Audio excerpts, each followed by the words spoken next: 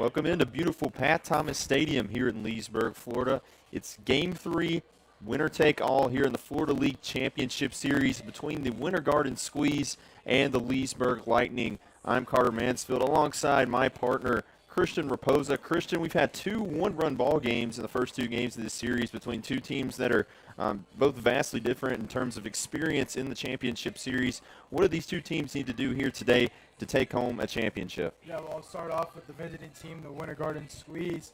And for them, they're just going to have to stay true to their identity. They were number one ranked offense all season long, had a .270 average, combined .342 slugging percentage, and the offense has been there in this series. It's just going to have to come down to the defense, as we saw last time we were here. Defense killed them, but for Leesburg, it's going to have to be pitching, and Daniel Foster is going to be the guy for you tonight. Leesburg's pitching has been really locked down all summer long, and I think that's where it has to start tonight. So Daniel Foster going to be on the mound here in the decider in the Florida League Championship Series. He's the lefty out of Palm Beach Atlantic. Actually got the win in Game 1 of this series. Only threw 3 pitches, however, in the bottom of the 8th inning. Got the final out there with a runner on third. So like we've seen with multiple pitchers during this series from Leesburg, he is sort of that hybrid starter slash reliever in the Leesburg rotation. But he's been really good all season long. Also got the start in Game 1 of the semifinal series. In the playoffs, this will be his third appearance. Has a .207 ERA. One start, as we said, 4 1/3 innings pitched. And he'll have a .396 ERA. Made 5 starts, 2 saves, 25 innings pitched, 24 strikeouts, and only 5 walks during the regular season for Leesburg. And we'll have a lefty-on-lefty matchup here, a favorable one to start with Matthew Prevesk out of the University of Central Florida, and he takes a strike on the first pitch there. 0-1 now to the leadoff hitter. He lines that one over to Santiago at second base, and he flips over to Brooks Bryan for a quick out, number 1. That's what Foster's going to do to you a lot. As we said, only 5 walks on the season so far. Doesn't give up a ton. Early pounds the strike zone. He forces weak contact to start off right there. Yeah, the more you pound the strike zone, the more obviously you're going to get swings out of these hitters, but especially the squeeze lineup. We talked about it yesterday, just how good their plate discipline is, but if you're going to pound it in there, they're going to give it to you. We had a lot of rain here in Leesburg earlier in the day, so that may affect the field just a tad bit, but didn't right there to start off the game. Just keep that in mind as we progress through this ball game. So that one misses on the first pitch to Trip McKinley. McKinley had a pretty good summer after joining, but he's kind of been a little quiet in the playoffs. Just 1 hit in 14 at-bats. So it's quickly 2-0 to McKinley. As you said, has struggled. This top of the lineup as a whole has struggled. Only 1 hit in 2 games between the top 2 hitters in Prevesk and McKinley through the first 2 games of this series. But there's a strike right there as Trip McKinley swings on and misses.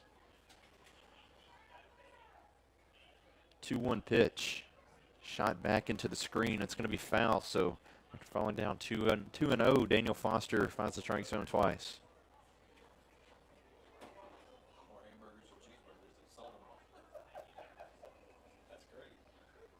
And that one swung on and missed. Daniel Foster gets his first strikeout of the ball game. Really, so quickly 2 outs. Really good way for Foster to start. Two guys up, 2 guys down, and then you'll take that via the strikeout, that last one. It's just a really good showing of where he is right now. Todd Clay steps in. Had a pretty good first game of the series, but struggled a little bit yesterday. Went 0 for 3 with a strikeout and a walk, but one of the best hitters in this Winter Garden lineup, one of the most consistent guys as he shoots that one out to fairly deep left field. That ball going back. Tyler Gertison watches it fly, and it will land in front of the boat shack out left center field. Todd Clay with an early home run to give Winter Garden a 1-0 lead. Yeah, just a beautiful piece of hitting from Todd Clay, starting this game off right, and so far in the playoffs, Squeeze score first. They end up playing really well. And Todd Clay just hyped him up. Yeah, that's one way to get it going. And Todd Clay with an exclamation point.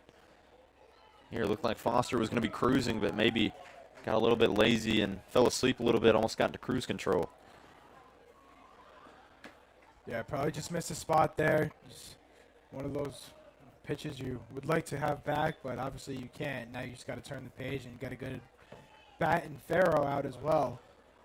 Farrow had a really good first game as well, but didn't have a hit yesterday. Did score a run, walked twice. Also had an RBI, sac fly, so was productive without hitting the ball. Even with Leesburg, somewhat neutralizing him, he still found a way to be effective.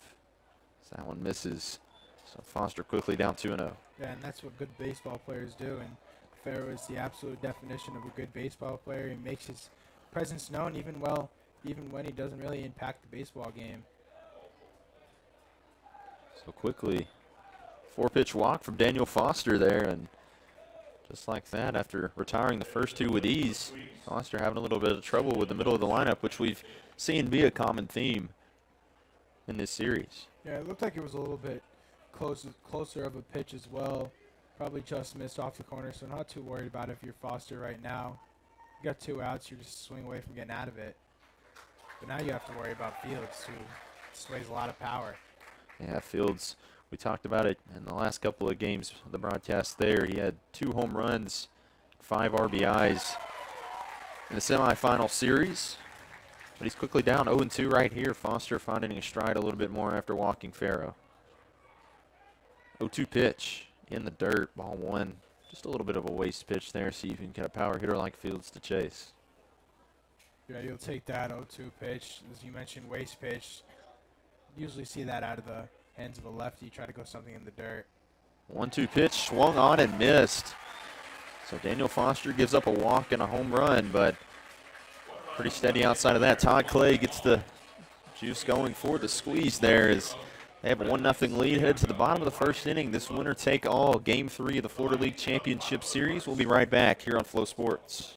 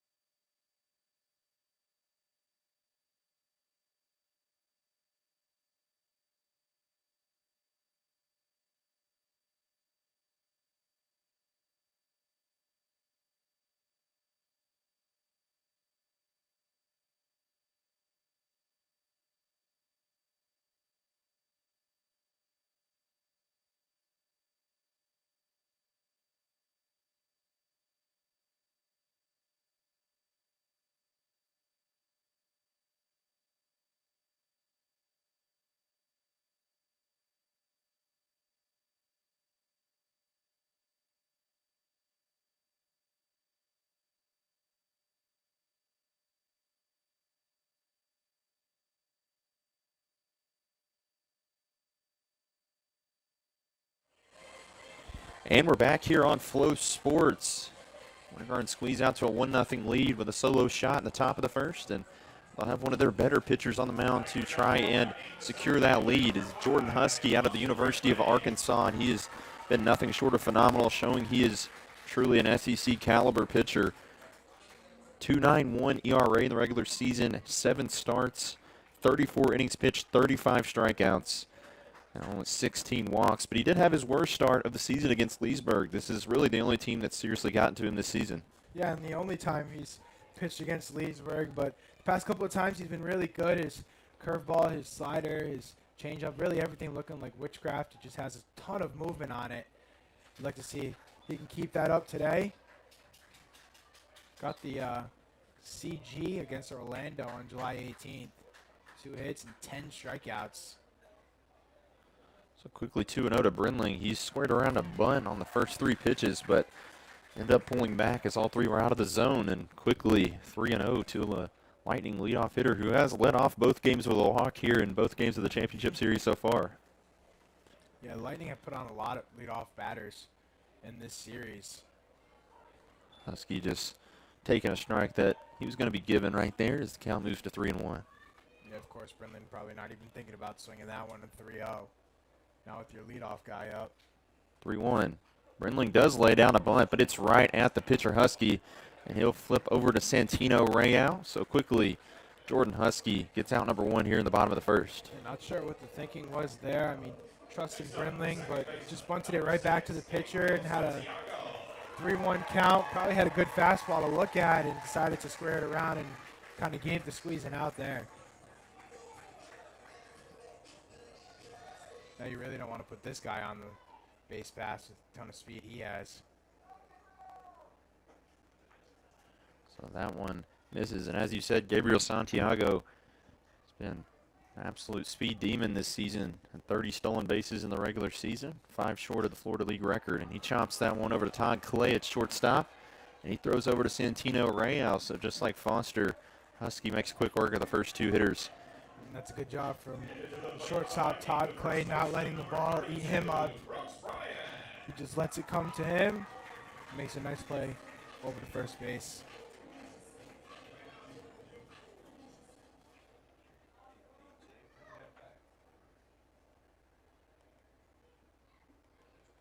And that one misses to Brooks Bryan. He has a .625 on base percentage in this series, but only not been walked a ton. 4 walks in 2 games, 3 walks in the first game, 1 walk yesterday, but only 1 hit so far. I mean, with his type of power and what he can do with the bat, I think I'll take that if I'm Winter Garden. He can get on base as much as he wants as long as he doesn't score.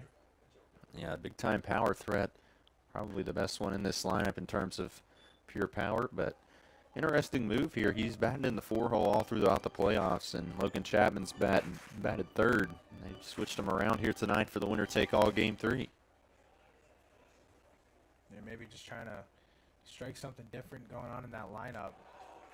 It's not going to work right there as Brooks Bryan swings on and misses 4 strike 3. So 3 up, 3 down for the Winter Garden Squeeze after taking a 1-0 lead in the top of the first. And still 1-0 as we head to the top of the second in this winner-take-all Game 3 of the Florida League Championship Series here on FloSports.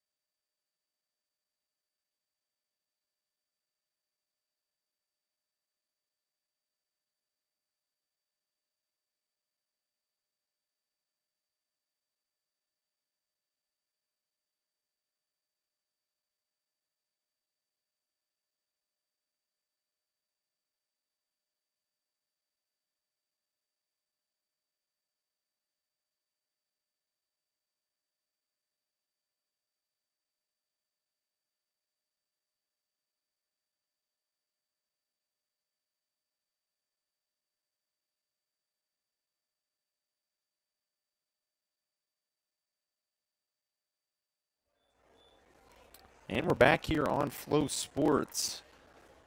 Winter Garden Squeeze out to a 1-0 lead after a first inning solo home run from Todd Clay. And then a really nice 3 up, 3 down inning by Jordan Husky out of Arkansas. So we're headed to the top of the second right here as Santino Real will lead it off, and he chops it over to Brooks Bryan at first. He'll take it easily over to first, so just like the top of the first, a quick first out for the Lightning. And a good job from first baseman Bryan. It looked like for a second he was going to come up a little too early and the ball was going to get in the 5-hole, but he stayed down, let it come to him, and made the play. So that brings in the hero from yesterday's ball game in Michael Young. He had 2 separate RBI doubles. That proved to be the difference for Winter Garden yesterday, as that one skied immediately over to Joseph Mazza at short. He camps under it and makes a routine catch for a quick out number 2. So just like the first inning, 2 quick outs for Foster. Got to make sure you keep focused right here with 2 outs. Yeah, other than that one mistake, he's been really good so far, getting a lot of soft contact, pop-ups, ground balls. You'll take that if you're Foster. You just obviously would like to have that one pitch back. So brings in Frank McAuliffe, extra hitter out of University of Tennessee at Martin. And he came in pinch hit in the first game, but he was on the bench yesterday. He's been a rotational catcher, but only been the extra hitter here in this series so far. Yeah, it's really been all Michael Young this championship series, and I understand that. You need his bat in the lineup. So that one misses outside 2-1. Yeah, almost an embarrassment of riches in the outfield for the squeeze, and that's even with the loss of John Smith III. So that one's a called strike on the outside corner. So quickly, McAuliffe has 2 strikes on him. Yeah, the addition of Ian Farrow kind of canceled that Smith III leaving right out. That one's chopped. It's going to be a tough play possibly for the lefty Foster, but he composes himself and makes a nice out for a quick 3-up, 3-down inning. But Winter Garden still leading this one 1-0 as we head to the bottom of the second. This winner take all Game 3 of the Florida League Championship Series here on Flow Sports.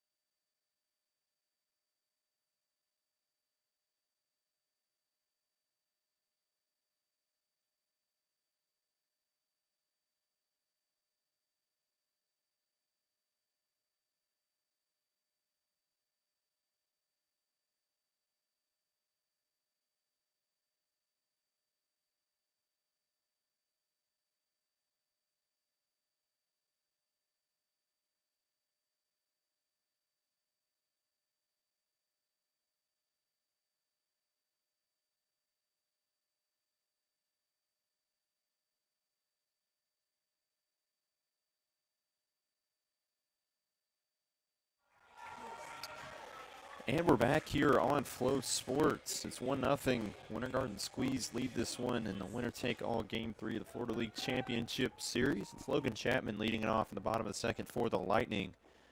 The future Georgia Tech Yellow Jacket, and he takes strike 1.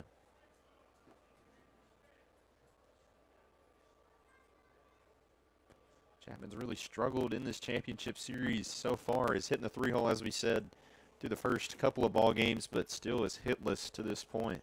And I think that's obviously another reason why he was dropped down, but he also had some good opportunities within the first couple of games with guys on base and wasn't really able to cash in. I'm sure that had a playing in Coach Billings' decision-making. So a 2-1 pitch from Chapman. He's lined into right center field, and it's going to be a base hit. Chapman rounding first. It looked like Fields misplayed it a little bit, and he'll slide safely into second with a leadoff double, and the Lightning are in business. Yeah, there you go. That's what you'll take from Logan Chapman going the other way. Did exactly what he was supposed to do with that baseball. But how about that? You see the ball just kind of die as soon as it hit the grass, and it shows you just how kind of wet it is out there. The ball's just going to sit. It's not really going to roll. Keep that in mind for the back end of this game.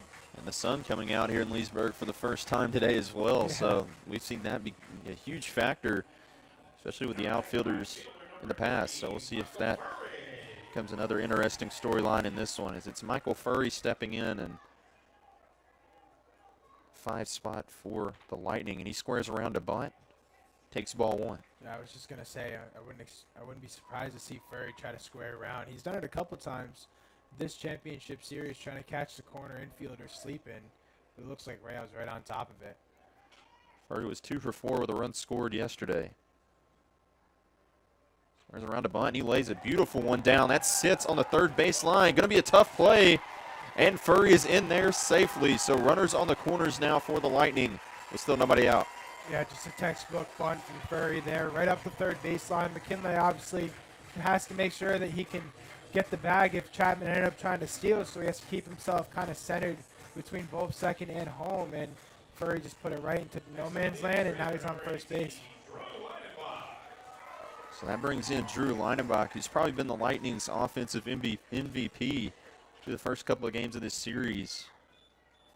4 hits and went 3 for 4 in game 1, went 1 for 4 yesterday. That one's a called strike there to Leinenbach. I wouldn't be surprised to see Furry try to take off and draw a throw from Young. He's kind of had some problems trying to throw runners out in this series so far. I'm sure Coach Billings knows all about that. And Husky, I think, is having the same idea you are, Christian. He checks on Michael Furry over there at first. Yeah, I definitely think after those throwing errors back in game 1, you definitely try and test your luck here. So any kind of bobble is going to score Logan Chapman. He is as much wheels as anybody in this lineup. As another check on Furry over there at first. Yeah, had another one yesterday as well. Sailed the first baseman. That one got all the way to the wall.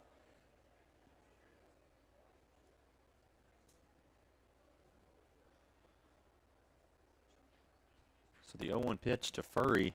Almost a wild pitch. Good and quick reactions back there by Michael Young to make sure that one didn't get past him, because we've talked about it in game 1 a lot. This backstop is almost guaranteed to score 1. And I think that time Husky was kind of just a little too worried about Furry and just kind of lost target.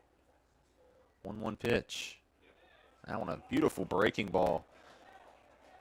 And a called strike 2. Yeah, just a beautiful pitch from Husky, and that's exactly what it was in that game against Orlando. And he's going to need a lot more of that if he wants to get out of this jam and get deeper into this game. And check on Lineback over there at first. Kind of just steps off with his back foot there and fakes the throw. 1-2 pitch to Lineback. Shot over to first base, and it's just going to get through. Just like that, the Lightning have tied this ball game. Michael Furry holding up at second. So now runners on first and second. Drew Leinebach has another RBI in this series. And a really good piece of hitting from Leinebach with that going the other way. Hit it just soft enough that Rayo can't get it, but also just a little bit far to his left, so he really couldn't get it, even really knock it down or anything. And now you got a not-up game.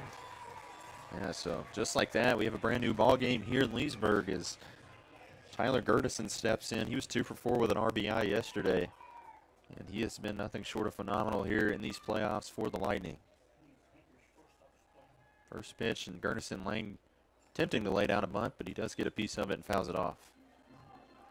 I like the idea of trying to bunt, no outs, runners on first and second. If you're able to put a good bunt down, you can get both of those guys in scoring position. But it's got to be a good one and probably go back up to that third baseline, because McKinley still has to worry about that guy on second base. And Gertison attempting to lay down another bunt. He fouls another one off. Kind of surprising to see from him. He's been a really good bunter all season. That time it just kind of looked like he stabbed at it, and you obviously never want to stab at it and kind of make it look like you're bunt swinging, and that's exactly what he did there, and that's a big reason why he couldn't put it in fair play. So quickly, Gertison down 0-2, just like that, with 2 foul balls off of bunts. 0-2 pitch to Gertison. Is chopped over to first base. Almost served as a swinging bunt right there, but goes just foul, and he'll stay at 0-2. That one, if it was staying fair too, that would have been a nice, probably would have been out, but it definitely would have moved the runners over from second and third. So right now, you're just looking for any kind of contact from Gertison. Obviously, a strikeout would be worst case scenario. especially because you have an RBI machine, especially in this series at least, in Game 1 and Drew Stubbs in the box next. Yeah, Stubbs has 3 RBIs in the series, and he's came through clutch in both of the first 2 games. Here's the 0-2 to Gertison, and he fouls another one off. So 4 foul balls to start the at-bat for Tyler Gertison.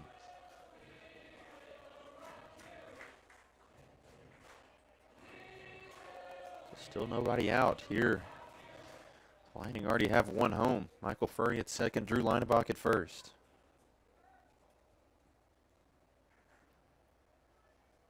There's another 0-2 pitch. Shot over to second base, double play potential. Flips over to Clay, throws back to Rayau, and Winter Garden has a crucial double play here in the bottom of the second inning.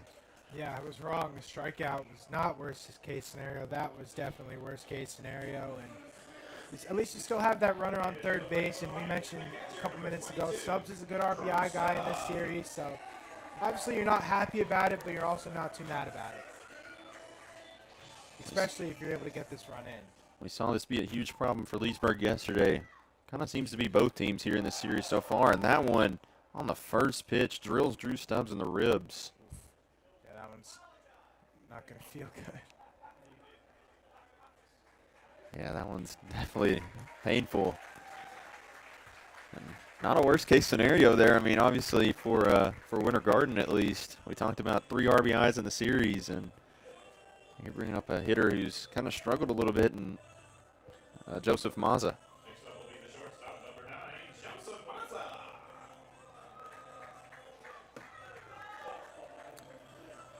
Mazza didn't play in the ballgame yesterday, but it's an extra hitter in Game 1. He was pinch hit for in the 9th inning. And that one, as he takes ball 1 right there. Interesting, we've seen Hector Mangual at shortstop in the first 2 ball games, and then Coach Billings going to Joseph Mazza here in the winner take all Game 3. 1-0 pitch is shot out into center field, but right at the right fielder, and that is an out number 3. But the Leesburg Lightning get a run back and tie this one up at 1. So we head to the top of the 3rd in this deciding Game 3 of the Florida League Championship Series here on Flow Sports.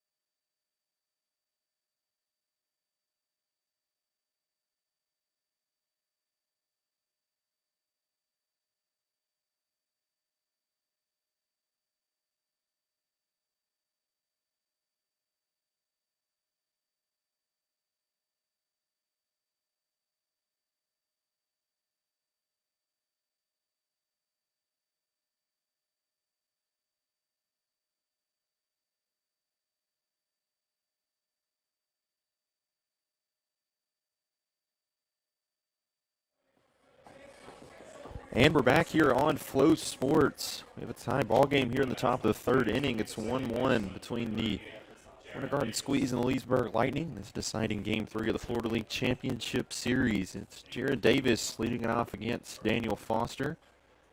And, oh, wow, double foul ball right there. Hit it twice. How many times have you seen that? Yeah, that was on the backswing, too, yeah. kind of a wacky way here to start the top of the 3rd.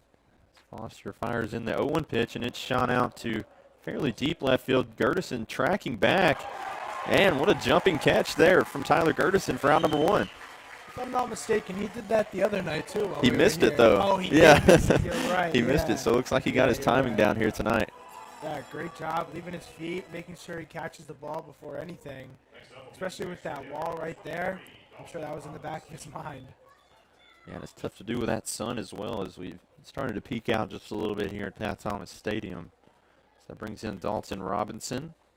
He's an extra hitter here tonight. He shoots one into shallow right field. Furry and Santiago tracking it, but Furry calls off Santiago pretty quickly, and once again another quick 2 outs. Yeah, probably a good idea for Furry to call off Santiago. Santiago has a lot of speed, but it's a lot harder for him to go back than it is for Furry to come in.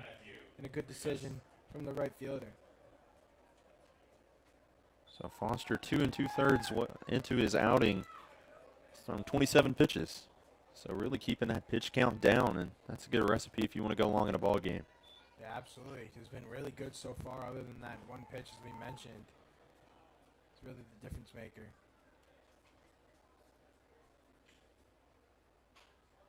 That one chopped over to Gabriel Santiago. He throws over to Brooks Bryan, and another 1-2-3 inning for Daniel Foster and the Leesburg Lightning. We're deadlocked at 1 here in this deciding Game 3 of the Florida League Championship Series in the Flow Sports Game of the Week.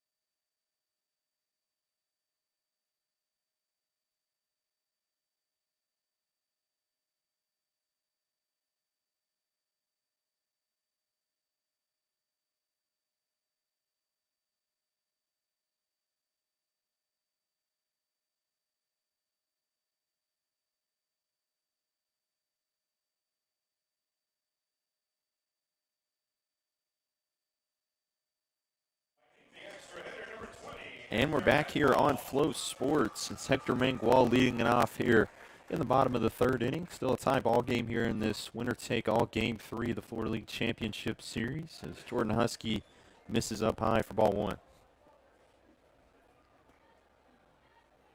Mangual had 3 really hard-hit balls in the ball game yesterday, but it's right at the squeeze defenders, just was unable to find a gap. So if he can continue those types of swings and start to find gaps, I have some production here from the bottom of the lineup for the Lightning. Yeah, this would be an ideal time for that, huh? Yeah, absolutely. 1 game left to get it going. So quickly 2-1 on Hector Mangual. Played the last 2 seasons at the University of Missouri, so a little bit of an SEC matchup right here. Arkansas versus Missouri, as that one's down low for ball 3. Yeah, tough pitch. You can tell Huskies getting a little aggravated out there. 3-1. Breaking ball right in there to Hector Mangual, so that fills up the count at 3-2.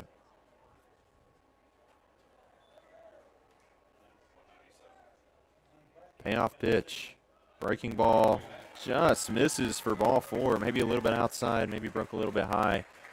But nonetheless, Hector Mangual with a leadoff walk at the bottom of the lineup.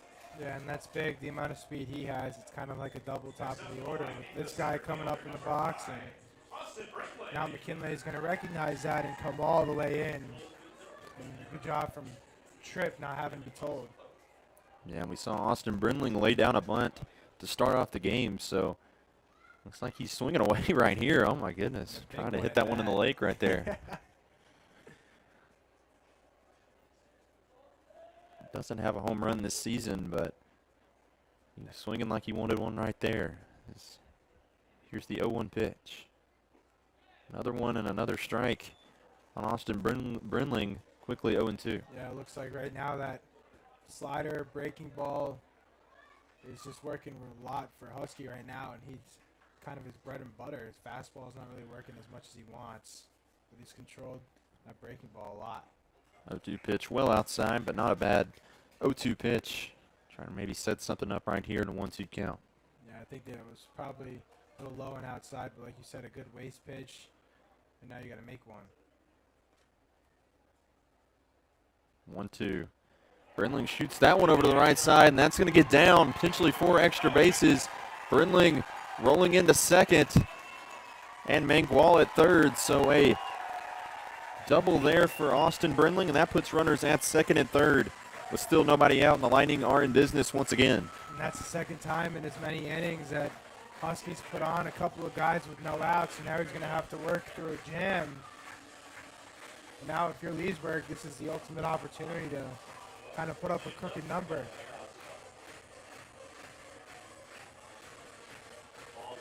So we talked about it earlier, the Lightning, the only team to really be able to crack Huskies' armor in the regular season, and really 4 hits already through 3 innings.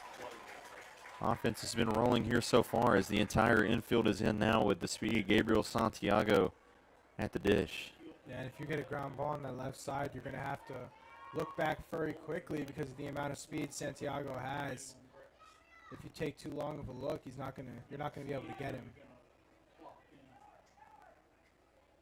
0-1 pitch to Santiago is lined over the head of the second baseman Davis. I think Mangual comes in to score, but Austin Brinling is held up at third. Even with that speed, didn't want to take a risk with nobody out. And a speedy runner like Santiago being able to stay out of double play. So just like that, Leesburg Lightning take the lead 2-1. Yeah, good piece of hitting from Santiago there, going the other way. I believe he caught it off his hand, so he really muscled it out there. And now Winter Garden's going to send out Gavin Book to the bullpen. Yeah, obviously going to be a short leash. Both these pitchers been all right so far, but looks like the Lightning are rolling right here. I mean, in this winner take all game 3, it's everybody that's available is available to throw, and you're not going to give anyone any time to just sit there and try and figure it out in this elimination game right here. That one check on Santiago over at first. I'd say we may see him go right here. Yeah, but you also have to worry about Brinling. He kind of started dancing a little bit more down the line, but if you're not going to take a look at him, you might as well get a bigger lead. Yeah, had the lefty on there, so he can't really sit there and watch Austin Brinling. That one smashed foul by Brooks Bryan into the parking lot.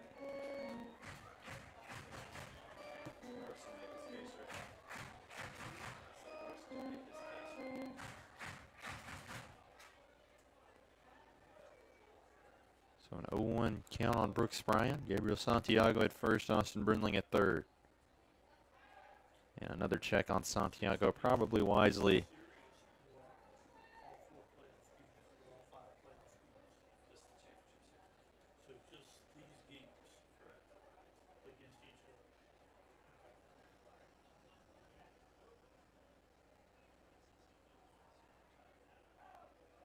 Another 0-1. Santiago is on the move this time, but it's chopped right back to Husky. And Austin Brinling's in a rundown. Michael Young. Oh, and Santiago's trying to take third. Brinling Just get to third. Come on. is finally tagged out. Gabriel Santiago moves into third. So they do get out on the play, but almost doesn't really affect a ton. It's almost at the end of the day, it's like throwing the guy out at first. Yeah, exactly. But great awareness from Husky, catching the comebacker. That one was scary, coming literally right back to his head, put his glove up at the last time, but realized that Brinling was probably halfway down the line and decided to go to third base, and a good decision at that. Of course, now Santiago and Bryan are both in scoring position, but you'll take that out for that non-run. They're going to walk Chapman. And they're going to intentionally walk Logan Chapman, so that's going to load up the bases with one out and set up a potential double play, although you do have Chapman and Michael Furry there at the dish and first base, so it does set up the force play at home, however, so we'll see the corners come in. The middle infielder is going to stay at double play depth. Yeah, and the intentional walk puts the double play into play. As you mentioned, double play death. Now you're just a ground ball away, but it also gives Leesburg another opportunity to really open up the game with a big hit. First pitch fouled off there by Michael Furry. So an 0-1 count right here. He definitely has the speed to beat out any type of ground ball, but like we said, the corners are in, so your ultimate goal here is to try and get something elevated to score a guy like Santiago. And another huge swing and a miss from Michael Furry, quickly down 0-2 in this count. He's been very prone to the strikeout this year, was top 3 in the team in strikeouts on the season.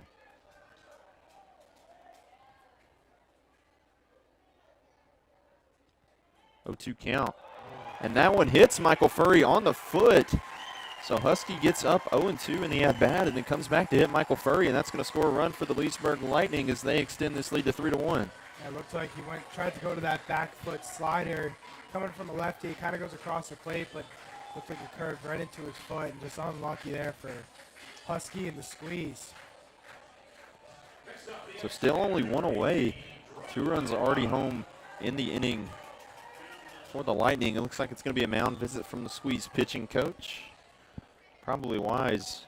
Drew Leinebach already with an RBI base hit in the ball game so far, and he's got another chance to really blow this open for the Lightning right now.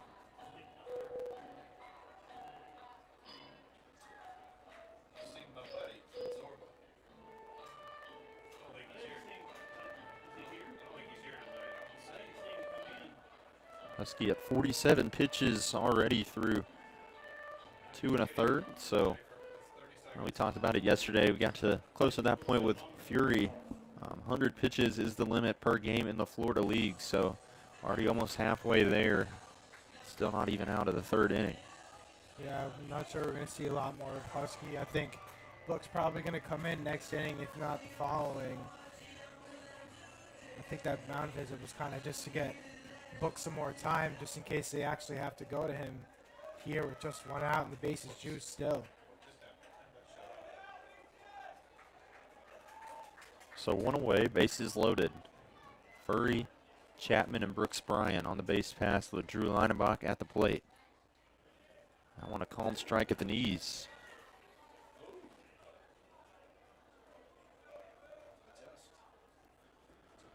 Leinebach had that softly hit single to the right side that drove in the opening run of the ball game for Leesburg, and like we said, another huge opportunity right here. And a huge swing and a miss. He was trying to really put this game out of reach here early with that swing. Yeah, he was thinking 7-1 on that swing. So an 0-2 count quickly on Drew Leinebach. We've seen this several times from Husky already, but just been unable to finish batters off here so far in his outing.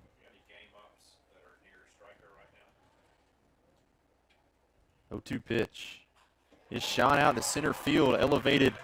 Fields and the right fielder coming in. Brooks Bryan's going to try and take home, and he does. A throw behind Bryan at 3rd. Holds the runner up at 2nd, and the Lightning extend their lead to 4-1. Not really sure what the idea was from Prives there. Bryan, not the guy with a ton of speed, and Prives has a really good arm. So it kind of surprised me not to see a throw not come into home. I mean, either way, if he's going to be there safe, you might as well just cut it off because the runner didn't even flinch at trying to tag up. I think maybe he just assumed that Brooks Bryan was another one of those speedy guys in this Lightning lineup, and he's a newer guy. We'll give him the benefit of the doubt. So, but nonetheless, that's 2 outs now with Furry on first, Chapman on second. As that one's a called strike to Tyler Gertison. He's 0 for 1 in the ball game so far. 4 runs, 5 hits for the Lightning so far to this point. He shoots that one over to the left side. Looks like it's going to land right in front of the visitors' bullpen and the batting cages. So quickly, Gertison once again down 0-2. This is going to be big for Huskies if he's able to get out of here. Just 3 after loading the bases, no outs. That one shot over to the left side. It's going to get down. Logan Chapman's rounding 3rd, and he's going to come home and score. So another softly hit base hit and another RBI for the Leesburg Lightning. They extend their lead to 5-1 here in the bottom of the 3rd inning. Yeah, It's more than likely going to be it for Husky as Coach McDaniel's now coming out of the dugout. We'll see if he goes to him here.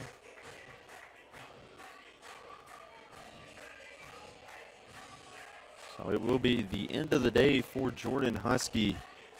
Was unable to get it going here in this winner-take-all Game 3, and we talked about these coaches are going to have a short leash on every pitcher that comes out there, not going to give them any time to kind of just figure it out. This one's more about winning ball games than the rest of the summer. It kind of has a focus on development. So we're going to take a break as the Winter Garden Squeeze are going to make a pitching change. We'll be right back to tell you about a new pitcher. Leesburg leads this one 5-1.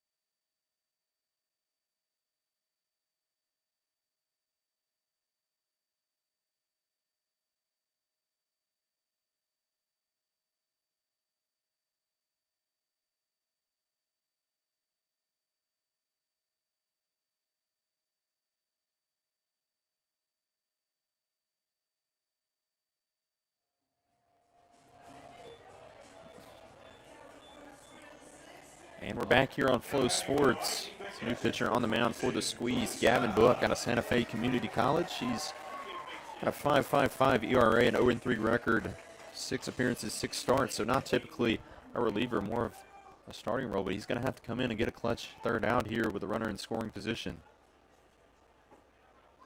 So that one misses on the first one to Drew Stubbs. Looked like maybe a little bit outside as count moves to 1-0. And we talked about Stubbs already. He's has 3 RBIs through the first 2 games in the series. He's been a clutch player, and we talked about him being a veteran as well, and he's done nothing but come through here in the series so far. But he skies that one over into foul territory. Santino Real tracking it, and he makes the catch. Really nice play by Real. That can definitely be tough. That ball getting so high up, but 4 runs here at the bottom of the third for the Leesburg Lightning. They have a 5-1 lead in this winner-take-all Florida League Championship Series Game 3. We'll be right back on the Flow Sports Game of the Week.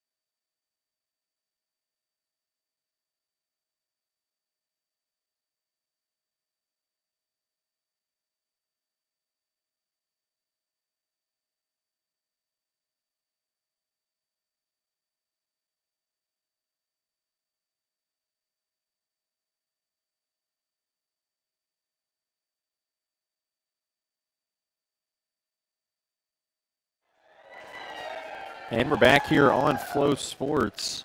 Trip McKinley immediately lines a ball into left field, and another quick out for Daniel Foster. He's made quick work of these Winter Garden Squeeze outside of the first inning home run. Yeah, been quick work, absolutely, against Winter Garden. They need to start being less aggressive and see more pitches and really put up Foster's pitch count. They're having a really hard time, except for this guy at the plate, obviously, with the long ball last time.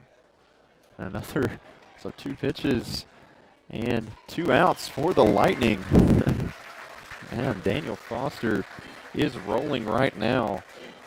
That's about the worst thing you can do after a 4 spot being put up by the opposing team. Now you come out and see 2 pitches, 2 outs. Like I said, you need to start being less aggressive. You can be aggressive all you want, but when you're down 4 runs in the 3rd inning, you need to see a lot more pitches and start getting this guy's pitch count up. It's only thrown 32 pitches, now 33. Yeah, 33 pitches so far for Daniel Foster. And he's through 3 2/3 innings to this point, so definitely going to find a way to start to work more at bats, but probably not going to happen right here as Santiago throws over to Brooks Bryan for out number 3. So another quick 3-up, 3-down inning for Daniel Foster and the Leesburg Lightning. Still, that only hit has been the solo home run from Ty Clay. And they lead this one 5-1 as we head to the bottom of the 4th inning here in this winner take all Game 3 of the Florida League Championship Series on Flow Sports.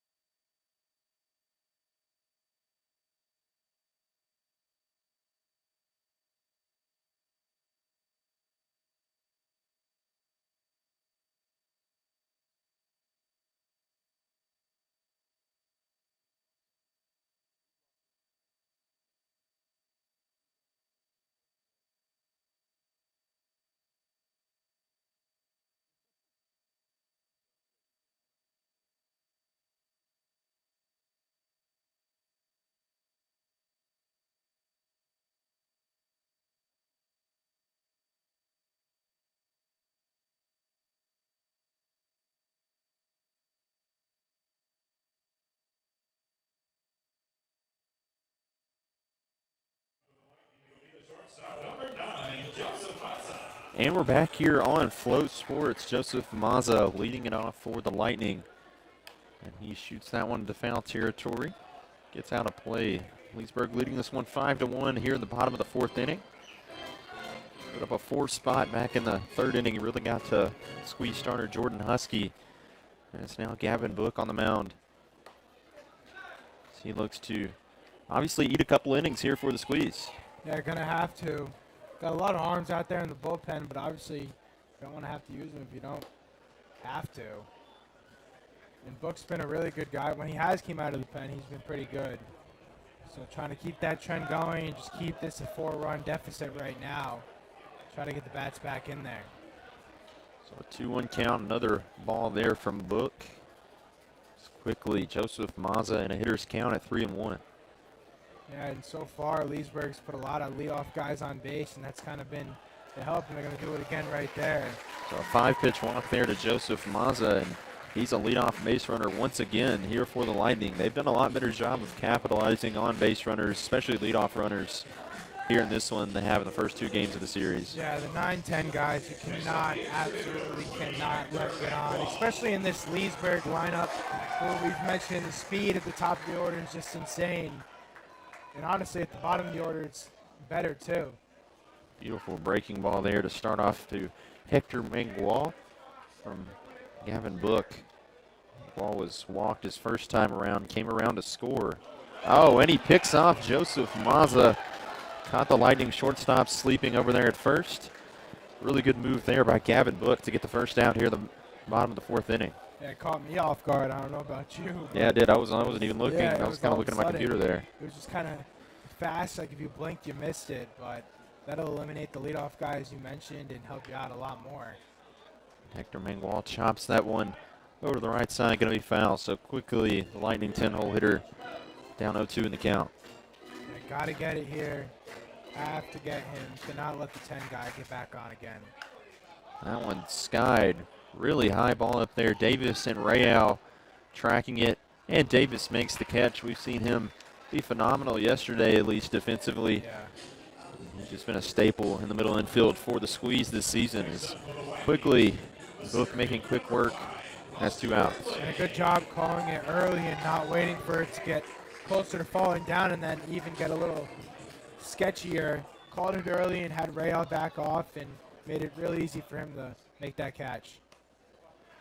So Austin Brindling takes ball 1 right there. Had a double earlier in the ball game. He's 1 for 2 so far. The lineup flips over. That's a 2-0 count now to the Lightning center fielder. They're playing at University of South Carolina next season with the Gamecocks. So that one skied foul territory. Michael Young and Trip McKinley tracking it, but it's going to hit the roof, and that's going to move the count to 2-1.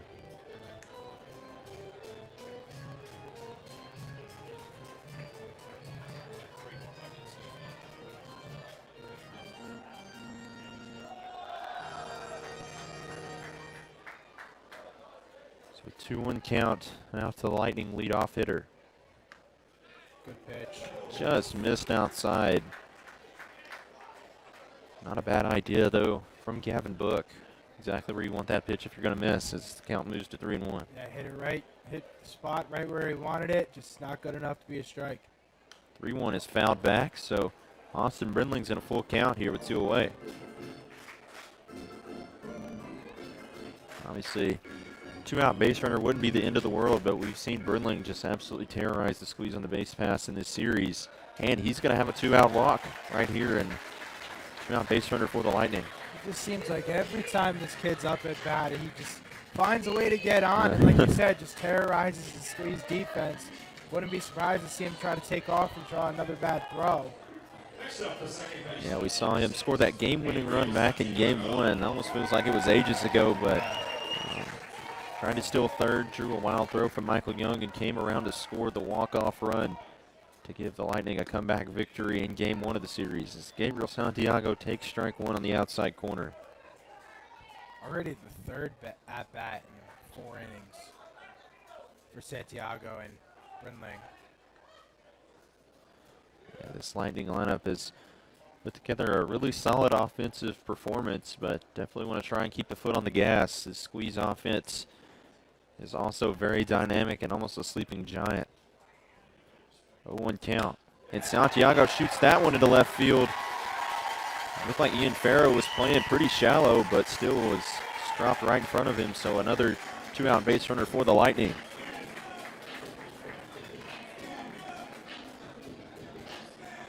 I think you're right. Farrell was kind of playing a little shallow there, but haven't really seen a ton of power from Santiago, especially when Winter Gardens played them. So I like the idea from Farrell, trying to make sure nobody can score on a ball. Oh, double steal right here. Throw down to second against Santiago, and they get him easily. So really good idea there from Michael Young.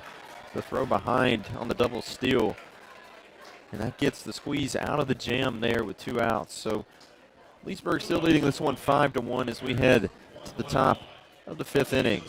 This winner take all Flow Sports Game of the Week. We'll be right back.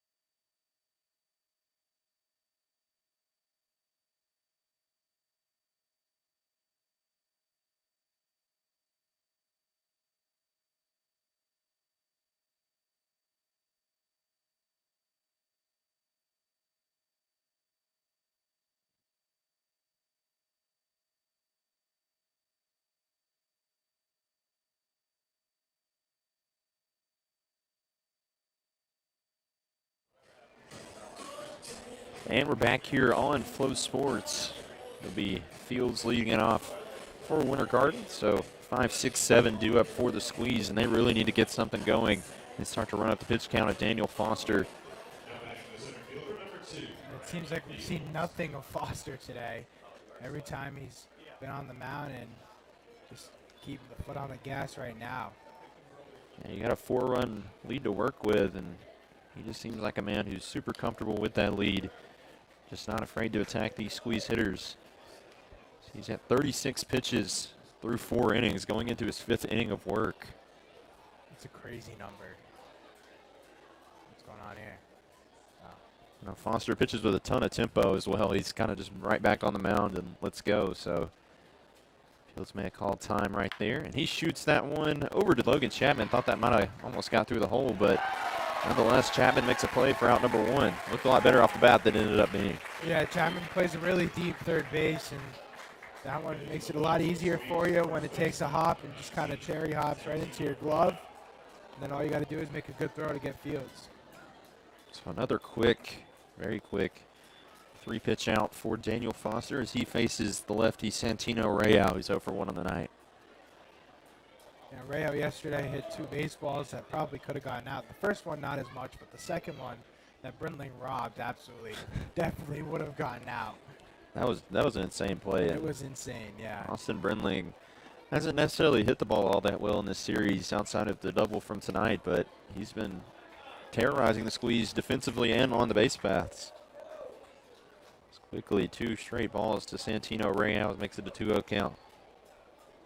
Real going to play at Northwestern in the Big Ten next season. He takes ball 3, so 3 pitches, 3 balls from Daniel Foster to Santino Real. If you're Rayo, you're really not swinging at this one. Take the 4-pitch walk if he gives it to you, but got to see a strike fully. And he'll take ball 4, so Daniel Foster has 2 walks on the night, both of them 4-pitch walks. It's been really solid, pounding the strikes out outside of that. He's going to face Michael Young, who's just been an RBI machine in the series. Yeah, absolutely. 2 yesterday, 2 extra base hits, and going to need another one here if you're Winter Garden. This feels like it's been, since the first inning, haven't had a base runner for the squeeze. So just absolutely a bunch of nothing. Just even a walk can start to get this squeeze offense going. That one in the dirt. Talked about how dynamic they are, and so many weapons offensively have been silenced here tonight, but that doesn't mean they can't get it going right here. Plenty of ball game still left as that one gets away from the catcher Stubbs all the way into the squeeze dugout, but Santino Real wasn't really even looking, just kind of took his free second base, wasn't looking to try and steal third, but now, just like that, the squeeze have a runner in scoring position. And it gets away, brings a double play away too, so that was even bigger for Winter Garden there. Now you just need a single to bring in Real. So a 2-1 count.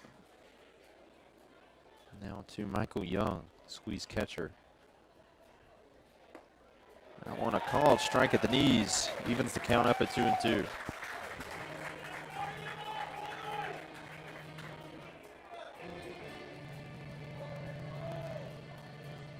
Another 2-strike count for Daniel Foster.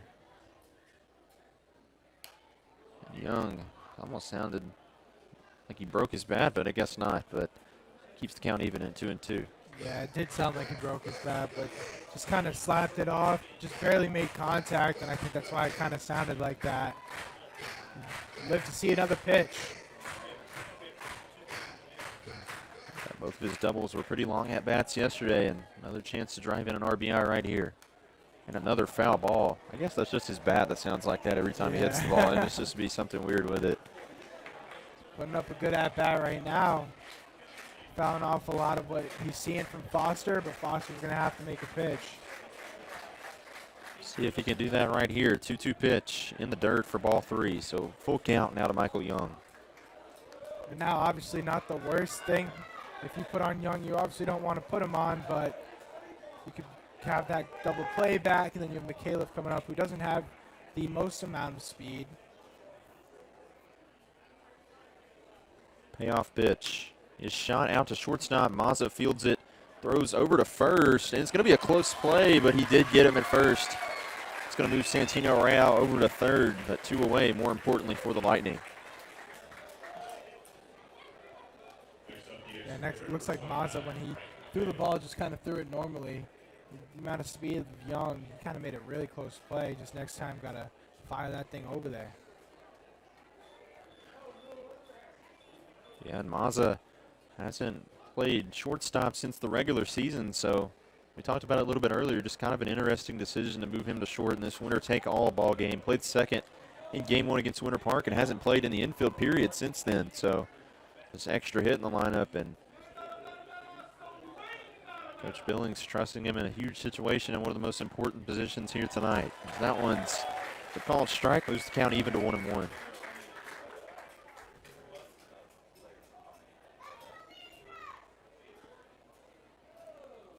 1-1 pitch. Another called strike, so Foster filling it up now with a runner on third and 2 outs. 1-2 pitch from Foster. Chopped back up the middle. Gabriel Santiago coming in to field it. He flips over to Brooks Bryan at first, and Daniel Foster gets out of the jam unscathed. Leesburg Lightning lead this one 5-1 as we head to the bottom of the 5th in this winner-take-all Game 3 of the Florida League Championship Series. Also the Flow Sports Game of the Week.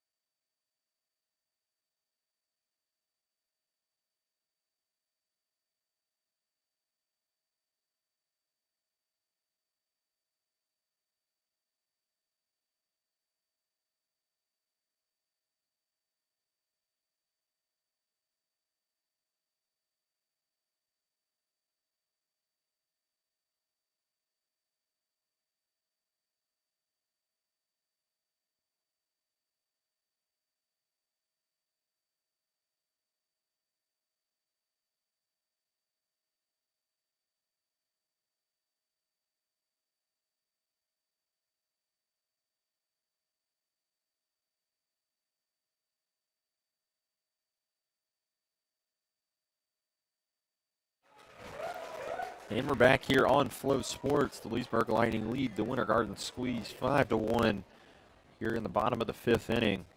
As Brooks Bryan steps in. It's 3-4-5 due up for the Lightning, so a good chance to possibly add some insurance right here. 1-0 pitch to Bryan, taken for a ball down low, moves to 2-0. Got to get the leadoff guy. I'm pretty sure Leesburg has put on almost all, if not mostly all, and there it is. Yeah, there it was. It was a 2-0 count already to Brooks Bryan, but he'll go ahead and take his customary first base for the leadoff hitter for the Leesburg Lightning here tonight. Looks like he's shaking up just a little bit, not doing the catching duties tonight at first base, so looks like he'll be fine, just a little bit shaken up. So another leadoff base runner for Leesburg brings in Logan Chapman, who had a double earlier in the ball game. Well, as a got that inning going. 2 runs scored as well so far in the night for the Lightning cleanup hitter. First pitch to Chapman, fouled back to the screen. So far, he's having a much better day after that adjustment from Coach Billings, and it's proven to be effective right now. And it's really worked out. We talked about a couple of just kind of random lineup changes that Coach Billings made before this one. from his typical playoff lineup, but he seems to be pushing all the right buttons here tonight so far. So 1-1 count now on Logan Chapman. Just finished up his high school career, going to be at Georgia Tech in the ACC next season. That one fouled off to the right side, out of play. Chapman and Bryant have been the 2 RBI leaders for the Lightning this season. Obviously, exactly who you want up, trying to add some insurance runs. 1-2 pitch to Chapman. Shot over to third base. Oh, Mark Cologne just cannot make the play. Come on. I thought for a second Brian was going to try to take off, though. He kind of took a couple steps towards second base, decided to stay, so keep that in the back of your mind. I'm not sure he will, but just something to think about. Brian does have 4 stolen bases on the playoffs, and huge strikeout there from Gavin Book. Gets the really talented Logan Chapman out so quickly, the first out. Sets up potentially an inning double play. Yeah, we're going back to that breaking ball from Book, and it was a good one. Getting Chapman to swing a little late on it, just didn't have his timing down correct on that one. Didn't look like he picked it up out of the hands. So Michael Furry steps in. He's 1 for 1 on the night with an RBI. That one's a called strike. Went back to that breaking ball again. Showing some decent control out of it so far. 0-1 pitch to Furry. Another really nice breaking ball from Gavin Book. He is really working that pitch. The Lightning don't really have an answer for it right now, as it's quickly 0-2 on Michael Furry. And now you got to wonder where he's going to go. He's throwing 3 straight, maybe that fastball upstairs, but it looks like they're setting out.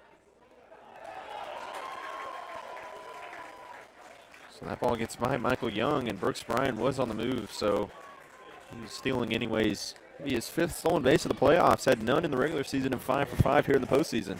Yeah, it looked like it was a fastball from Book. I think he was trying to locate it too much, and then eventually ended up trying to overpower as well. Ended up being costly. So it's a 1-2 count now on Michael Furry.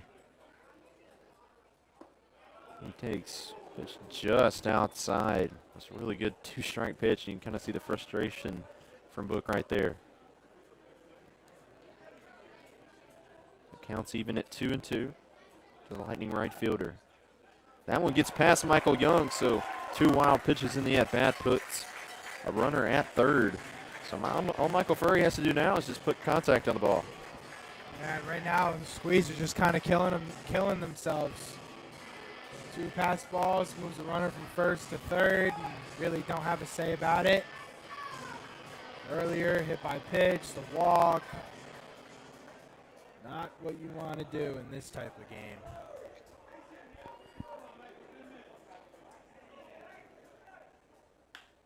And Furry shoots that one out to left field. It's going to get down for a base hit. It gets past the left fielder, Farrow, but he recovers nicely. However, the Lightning tack on to the run, to their lead, with an RBI base hit from Michael Furry. And there it was again, proven to be costly. Just Squeeze, like I just said, killing themselves with pass balls, walks, hit by pitches. Brian wouldn't even be on the base without a hit by pitch. And now you're down 6-1. And a completely new team this Lightning squad has in terms of capitalizing on base runners. First pitch or first move there from Book in the at-bat is a check on Michael Furry over at first. 6-1 lead now for Leesburg. Something they're not really used to so far in the playoffs, and Linebacker shoots that one out in the left field. Todd Clay will make the catch in shallow left, so 2 outs now for the Winter Garden Squeeze. It looks like we're having a pitching change right here. Interesting decision here. Probably a matchup decision with the lefty Tyler Gertison. I think Coach pointed to his left arm, so that's probably where they're going right here. We'll see who the new pitcher is for the Squeeze. We'll take a short break. The Leesburg Lightning lead the Winter Garden Squeeze 6-1.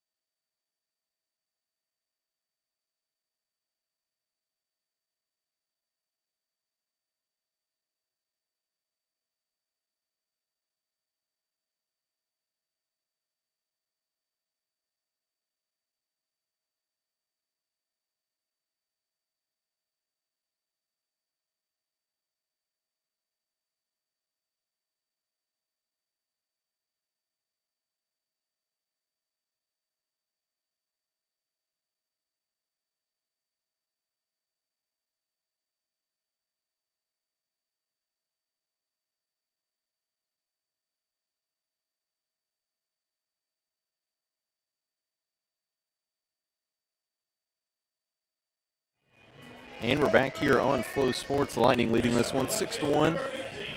2 outs here and a matchup change for the Winter Garden Squeeze as they bring in the lefty Jake Pfeffer to face Tyler Gertison, making his third appearance of these playoffs. That one high. Pfeffer pitched in game 1 against the Lightning. 2 innings pitched, 2 hits, 1 walk, no earned runs, so it was really solid. I think that was right before they turned the ball over to Billy Doobie in the 9th. It was, yeah. Pfeffer was actually begging coach to let him go, and if he got into trouble, then put Doobie in, but ended up going with Doobie, and we all know what happened from there as Pfeffer tries to get another good outing.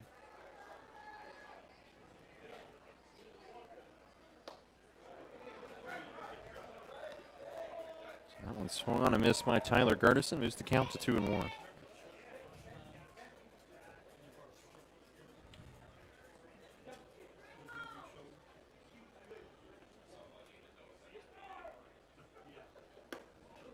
That one misses inside to Gertison, so quickly out of the bullpen. The matchup advantage isn't going to matter much if the hitter doesn't even swing the bat. Yeah. So a 3-1 pitch now to Gertison. Misses outside for ball 4, so I thought it was kind of interesting to see Michael Young kind of jump up and try and throw a runner out, potentially take away, a borderline strike call and in a 3-ball count. Yeah, but I don't think he thought that there was really any opportunity for that to be a strike. And, I mean, obviously he has the best size as everybody in the field. But that doesn't get any easier. Stubbs, like you keep mentioning, he's been an RBI machine in this series so far. Going to try to keep the foot on the gas here and extend the already big Leesburg lead. Doesn't have a lot of hits in these playoffs, but when he has, it's been really in clutch moments. He takes strike 1 right there. So a runner in scoring position now for Leesburg. It's Michael Furry at second, Tyler Gertison at first.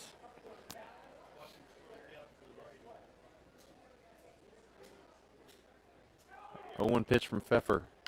Just shot out to deep center field, but it looks like Brandon Fields looked like that ball was going to go a lot deeper than it ended up going. But Fields catches that one for the 3rd out. So the Winter Garden Squeeze give up 1 run.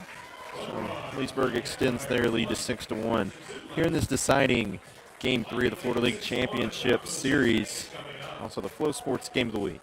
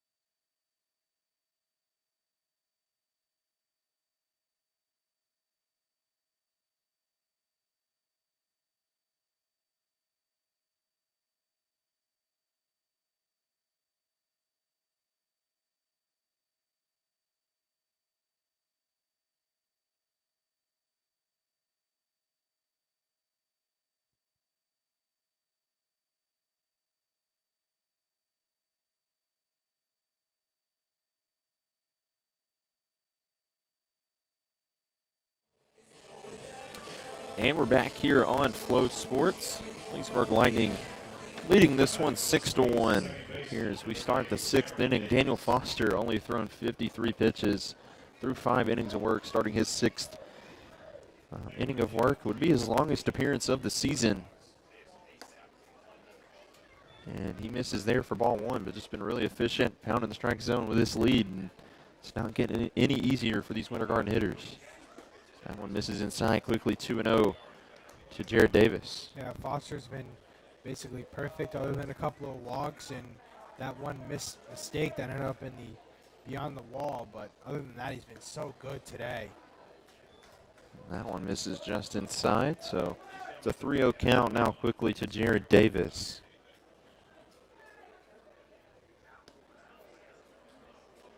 Davis thought it was a strike. Yeah, he did, didn't he? I was kind of confused. I thought maybe we were missing the count there, but he'll take a 4-pitch walk. That's Foster's third walk of the day, and you would have thought that Daniel Foster almost having a third of his walks in this game would end up being a bad formula for Leesburg, but it hasn't been to this point. Yeah, he's been able to get some ground balls and soft contact following the walks, and he's just controlled the game really from really just the jump. That one a called strike there to Dalton Robinson, so Robinson at the bottom of the lineup for the squeeze. The lineup will flip over after him. I'm going to try and go ahead and get this out. And a balk is called. That's a good call right there.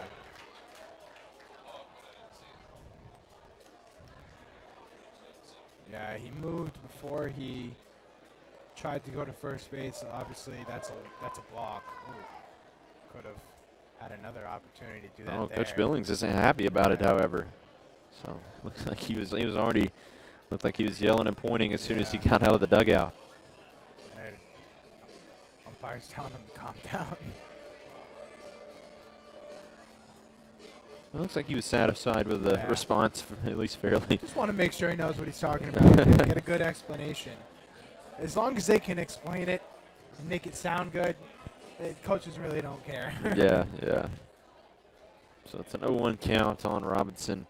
With the runner in scoring position, he's going to lay down a bunt to Foster, but obviously going to take the easy out at first. Don't want to obviously trade base runners for outs at this point in the game. Here's in the top of the sixth inning. Could have very well went to third base, though. Third baseman was there, and he picked up the baseball. Davis was probably only halfway to third base.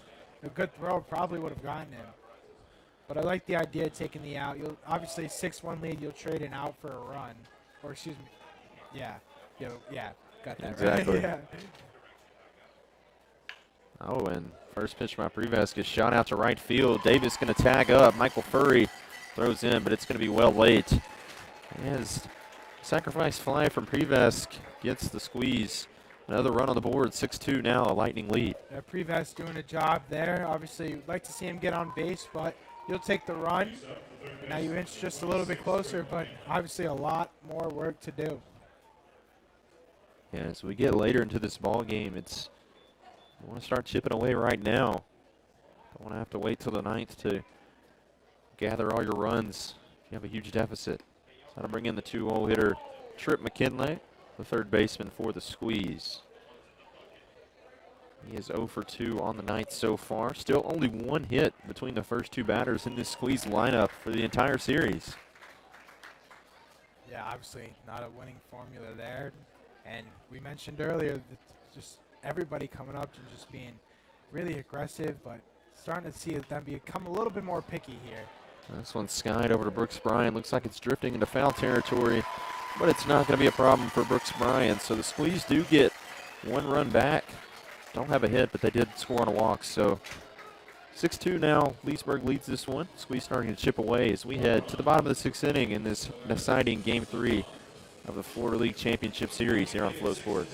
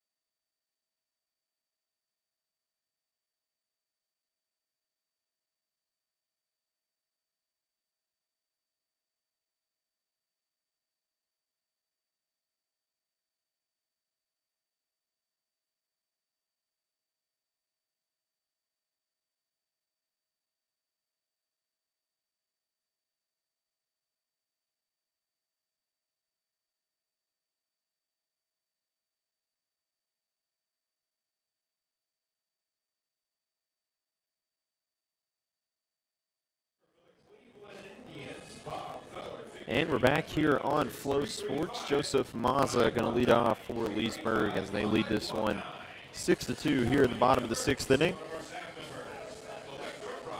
Mazza 0 for 1 with a walk so far. Jake Pfeffer still on the mound for Winter Garden.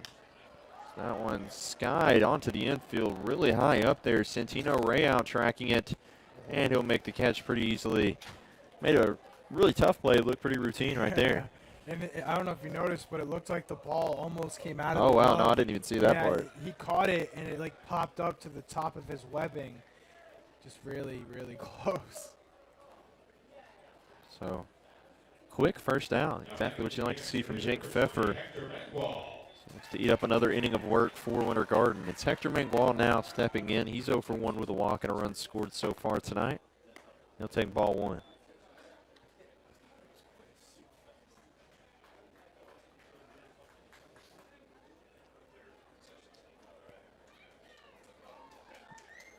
Next pitch to Mangual. Just misses outside right there on the fastball. The count moves to 2-0. Like we said, Mangual already has a walk on the night so far, and another good hitter's count here at 2-0.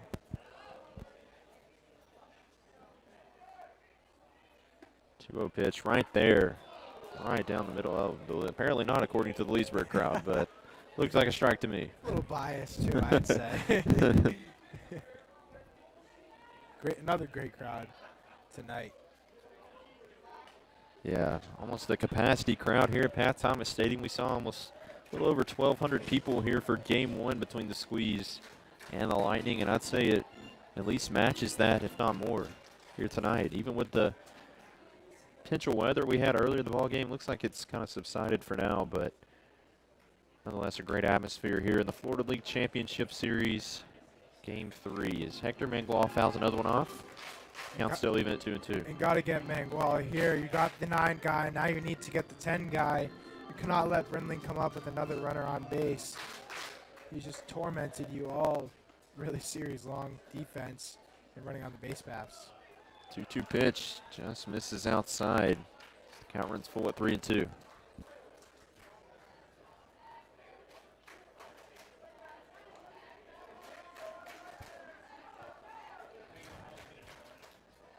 Payoff pitch from Pfeffer. It is swung on and missed by Hector Mangual. So Pfeffer once again coming in and having another effective outing against the Lightning here in these playoffs. Yeah, just absolutely huge from Pfeffer there. Again, a speedy Mangual. And now it brings up Brindling with 2 outs. They're going to do something. Got to work for it here. So Austin Brindling, as you said, stepping in, but exactly when you want to face a guy like Austin Brindling, 2 outs, the base is empty here in the bottom of the 6th. Brindling takes a strike right down the middle right there. It'd be even more important because Brindling and Santiago are kind of making up a little duo right now. It just seems like every time one of those guys gets on, the following guy just follows him right up. I'd like to break that up and see them come up in different innings. Absolutely. 3 hits combined for the top of the lineup in Austin Brindling and Gabriel Santiago for the Lightning. Brindling also has a walk on the night, so I think been on base 4 times in 5 at-bats. I think that last pitch probably would have been a strike had Young caught it. Yeah, I think so too. 1-1 pitch up high to Brindling, moves to 2-1.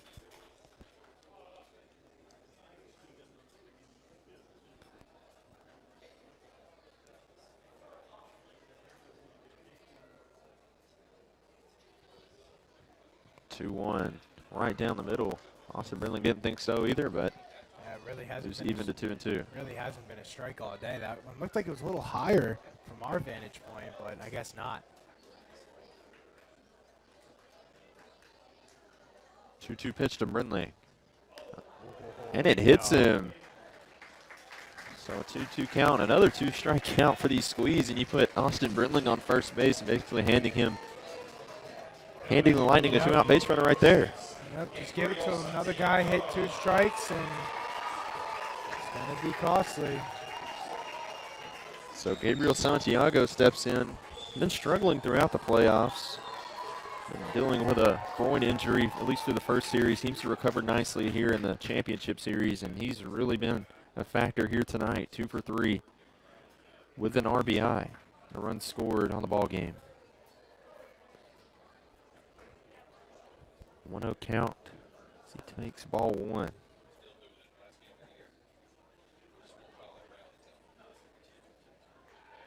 Check on Brindling over there at first, and I don't even think he's thinking about going yet anyways.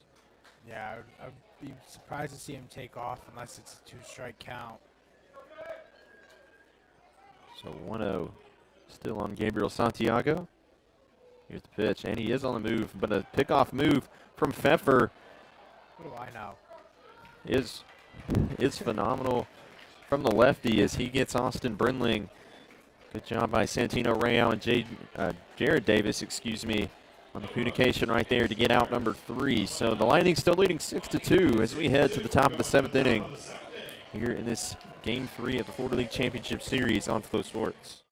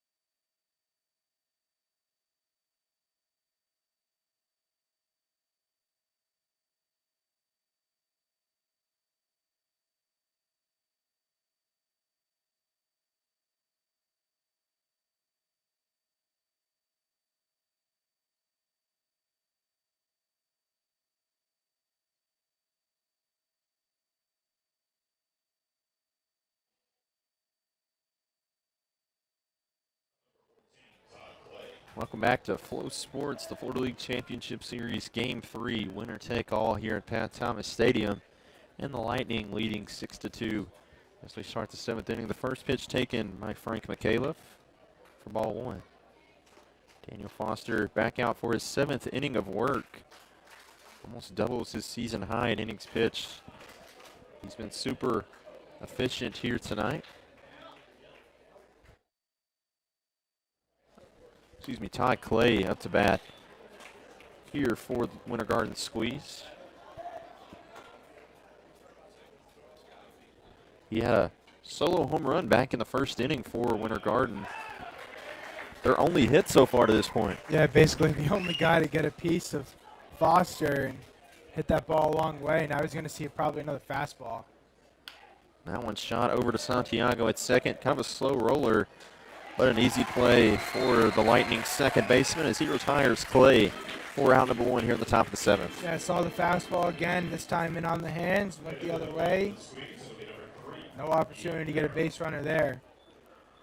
That brings in Ian Farrow as one of the 3 walks on the night for the Squeeze so far. He is 0 for 1, but definitely a big-time offensive threat in the Squeeze lineup.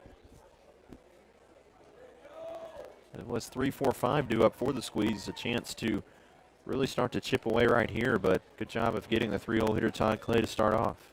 Yeah, that was definitely huge. I don't want to put on probably one of the best Squeeze hitters in this lineup, if not the best. 1-0 hit, sorry. Especially in front of the guys coming up behind him. It's a close pitch. Yeah, I think it was outside. Probably the right call right there as the count moves to 2-0 on Ian Farrow.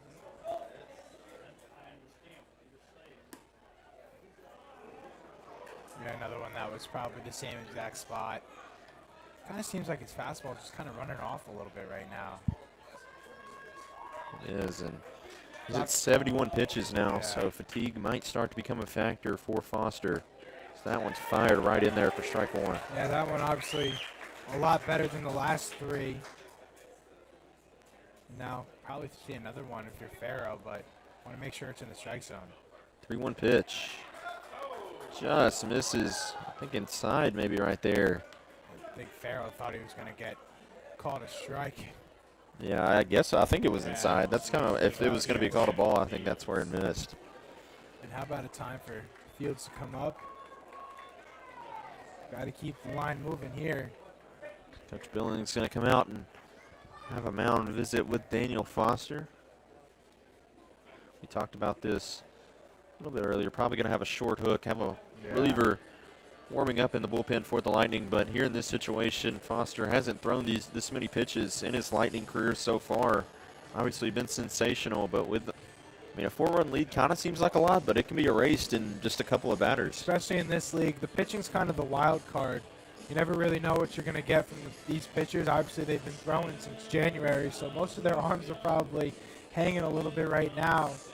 And I'm sure Coach Billings is just trying to get the pitcher Foster to just regroup, try to collect himself a little bit more. I also wouldn't be surprised to see if he wasn't able to get Fields here, if he would even face Rayau coming up. Yeah, so like you said, a huge power threat in Brendan Fields coming up, and a great time for him to be stepping in. We talked about the 3, 4, 5 hitters due up, and this is about as good of a chance as you're going to get with the, I mean, you're down to your final 2 2/3 innings if you're Winter Garden. That one a called strike from Foster. So good to get ahead right there with strike one. Yeah, if you're Farrow, though, you want to make sure you be aggressive on the base paths. He got a little jump last time, but not too aggressive with the lefty looking right at you. That one misses inside. It's a 1-1 count. Now on Fields. 1-1 pitch.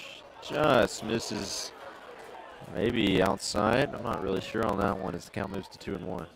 Yeah, really close pitch. I just heard not missing by much, and you're exactly right. 2-1 is chopped to the left side and foul. Now 2 strikes, so that zone might open up a little bit more. 2 strikes. You won't want to go down looking at something a little close. Yeah, definitely got to protect here if you're Fields. A 2-strike count. 2-2 pitch. Runner on the move is Farrow. Stubbs throws down. And he got him on the hop. What a throw from Drew Stubbs. Had the short hop right on the money. And that retires the only squeeze base runner so far in the inning. Round number 2. Yeah, not really sure what the squeeze were thinking there. You're one of your only base runners on the day, and you run into an out, the second out in the inning, and now Fields has a 2-strike count. Here's the 3-2 pitch to Fields, and it misses. So Farrow would have had second base if he waited only 1 pitch longer. Ends up being a costly mistake for Winter Garden. Still 2 away. And with the power of Rayau and what he did yesterday, almost hitting a couple balls out, you just absolutely cannot run into an out on the base paths, and just kind of ruined a good opportunity. 2 straight walks for Daniel Foster. Almost doesn't seem like it, however, though, with the runner being thrown out. Santino Rayau smashes that one into center field. Austin Brindley coming on, and he makes the catch for out number 3. So the Squeeze are down to their final 6 outs here in the Florida League Championship Series. We'll head to the bottom of the 7th. Leesburg leads this one 6-2 here in this winner-take-all Game 3 of the Florida League Championship Series.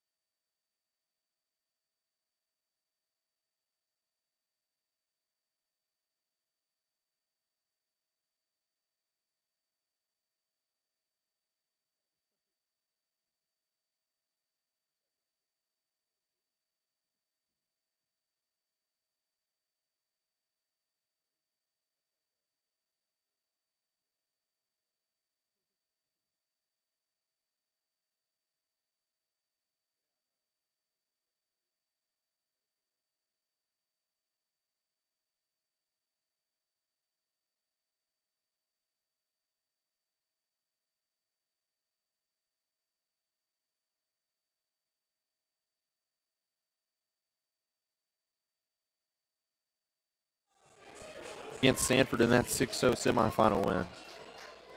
So exactly who you want. A really experienced guy. Has played in multiple different Florida League seasons. Probably one of the longest tenured players in this league.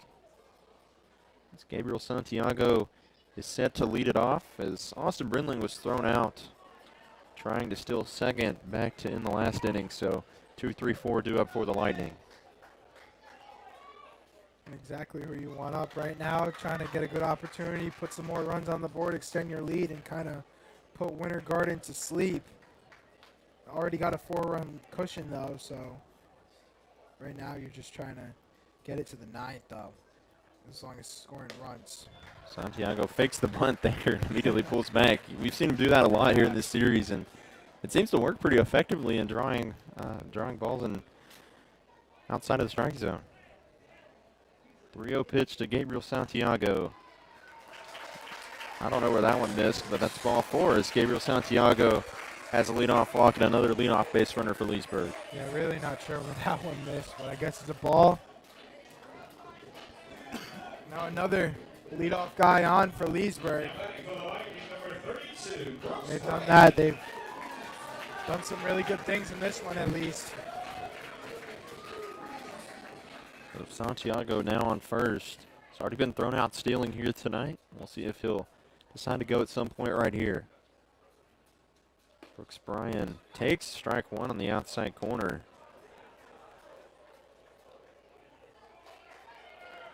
Tough call. Yeah, it seems like the strike zone's kind of fluctuated between lefties and righties. It seems like it's pretty drastic change right there depending on what hand the batter is. As Brooks Bryan takes ball 1 right there. He is 0 for 2, but has 2 runs scored here tonight so far.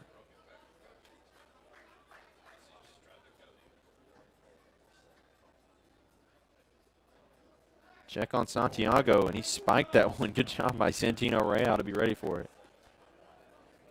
Yeah, Oh, that was about as ugly as a pickoff move as I've seen right there. Yeah, absolutely. If you're going to pick off, you need to make sure that that ball stays in the glove. Just throw it over there. Just lob it over there. Anything to move Santiago back to the base. You don't have to worry about him right now. That one up high. And, yeah, like you said, sometimes I think pitchers try to force the issue. You don't have to throw a base runner out every time you pick them off. It's more just keep them honest, make sure they're not, getting a little jumpy out there, especially with Santiago. He likes to jump around and that kind of thing. You don't have to throw it 90 miles an hour and try and get him out. Obviously, that would be nice, but not going to happen very often. As Brooks Bryan fouls that one back off, and the count moves to 2-2.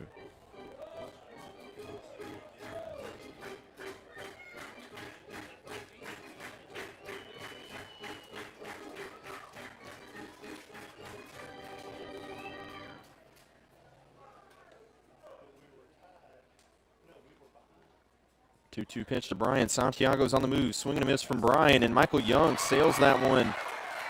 Almost went to center field, but good job by Jared Davis to come back behind. We've kind of seen that with Michael Young pretty frequently behind the dish in this series. Yeah, and really just no opportunity against Santiago there. Demo's movement is just kind of too slow with the amount of speed Santiago has. If you're going to have a runner like that on base, you have to go to the slide step. You cannot just go with your normal stretch motion. Has to be the slide step to give your catcher any type of opportunity to throw a runner out. And Santiago's 32nd stolen base of the season, so he's 3 away from tying the Florida League career record in that department. Yeah, I thought we were about to get another one there. I actually heard one of the defensive players for the squeeze yell get off. Good thing it didn't mess with Demo and get him the ball.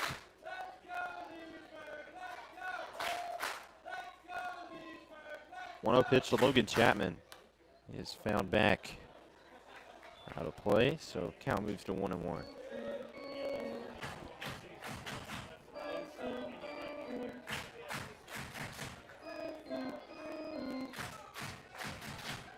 One count. Gabriel Santiago at second, Logan Chapman at the dish. Here's the 1-1. In there for a strike, right down the middle for strike 2. Thought for a second he was going to go again. Kind of got tappy feet over there.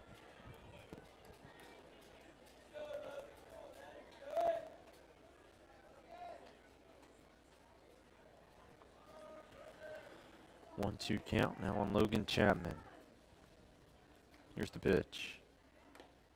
I think he fouled that one off first before it hit him, and I think that's the call. So gonna stay right here at 1-2. Didn't really make too much of a difference, but would have liked to have ball 2 right there. Looks like the Squeeze have 2 guys warming up in their bullpen now. Is that Ryan Fury? Surely not. He threw. I don't think he's I like. think it is. I don't think he's allowed to pitch here today. He threw 100 pitches yesterday. Oh, that's Doobie, I think, actually.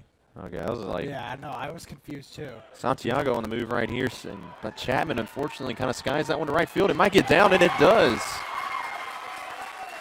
So if Santiago would have kept running that one out, probably would have, or definitely would have scored, but probably a smart decision right there. Don't want to run into a double play. Logan Chapman has a 1-out base hit, so runners on the corners now for Leesburg. A good piece of hitting from Chapman again, just a little bloop single, just enough so that Privets couldn't get there. Came in hard, but didn't really have an opportunity off the bat. I didn't think he really had a shot. So it's a 1-1, or excuse me, I don't know why I just said a 1-1 count. Runners on the corners, first and third is what I was trying to go with right there, but brings in Michael Furry, who's 2 for 2 perfect on the night with 2 RBIs. What a way he has come through here in Game 3 so far for the Lightning. Another opportunity to add more onto his total right here. That one inside for ball 1.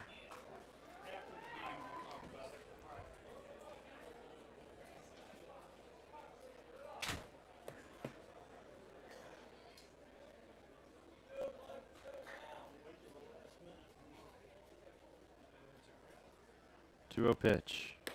Outside now quickly, 3-0. Doesn't get any easier with Drew Leinebach on deck, who's 1 for 2 with 2 RBIs as well. So 4 RBIs combined between the Furry and Leinebach combo. Exactly the couple of hitters you want up here tonight. That one right down the middle, called strike 1. Actually, I think he hit the outside corner. Young was set up a little bit outside there, didn't have to move his glove. Hit the spot, rewarded him. 3-1 pitch. Logan Chapman on the move, and a swing and a miss there from Furry. No throw on Chapman as he'll swipe second, and the count runs full. Yeah, no opportunity to get Chapman. The way the throwing's been from the catcher is just probably a better idea to keep it in your back pocket. Payoff pitch to Furry is skied into fairly deep left field.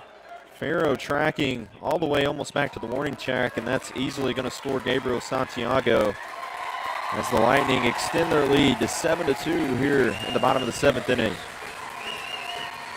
Michael Furry with his 3rd RBI of the game. He just continues to keep coming through for this Lightning team. Yeah, how good has he been today? And just even better that time, extending the lead. Now was 4, now 5. Even bigger for Leesburg, who's now Winter Garden, still only 6 outs to work with. So 7-2, the Lightning lead. I think we might be seeing a pitching change right here for the righty Leinebach, who's, like we said, terrorized the Squeeze pitching staff here in this series. So Leesburg leading this one 7-2 here in the bottom of the 7th inning. Runner on 3rd with 2 outs. We'll be back right after the break to tell you about the new pitcher for the Squeeze.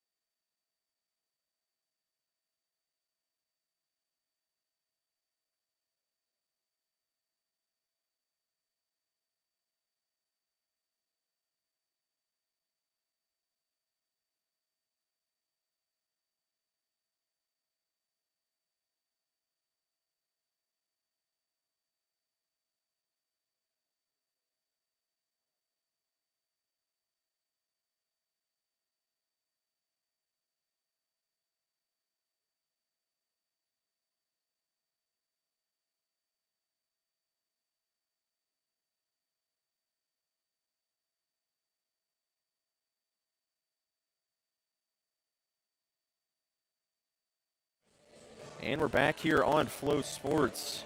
Be a runner on third for the Lightning with 2 outs. They lead 7-2, and Drew Linebach steps in. Already has 2 RBIs here tonight. It's Billy Doobie on the mound for the Winter Garden Squeeze. And he, to say the least, he has some familiarity with this Leesburg lineup. Kind of blew the save there in game 1 in the 9th inning.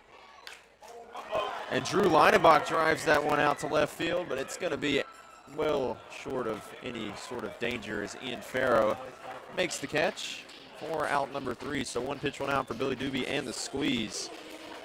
The Lightning tack on another run to the lead in the inning, 7-2 as we head to the top of the 8th inning in this Florida League Championship Game 3 winner take-all.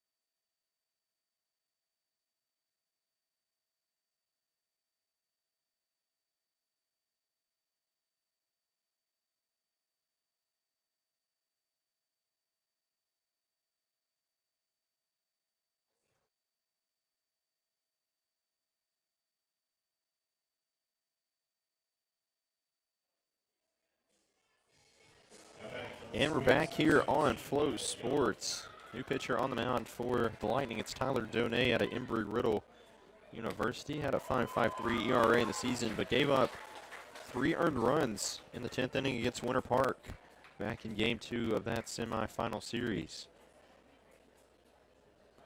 That one called strike to Michael Young.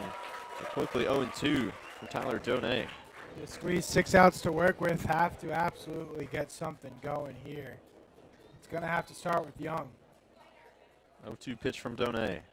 Breaking ball, called strike 3. Tyler Donay, what a nasty pitch for a 3-pitch strikeout of one of the most dangerous hitters in the Squeeze lineup. Yeah, good morning, good afternoon, and good night. Looking at a disgusting breaking ball. It really does not get much better than that type of pitch. Just completely dropping into the end zone and just sneaking up on Young.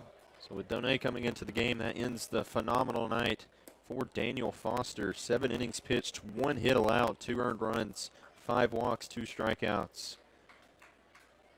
And he just stepped up in a huge way in this championship game, regardless of the results here tonight. He gave it all he had, left it all on the field. It's 1-1. Misses outside there to Frank McAuliffe.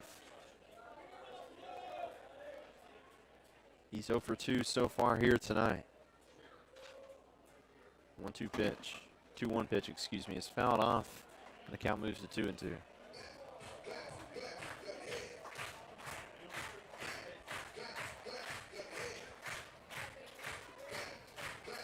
Counts even at 2-2 now on McAuliffe, the extra hitter tonight for the Squeeze. Donay looking for a 2nd straight strikeout right here.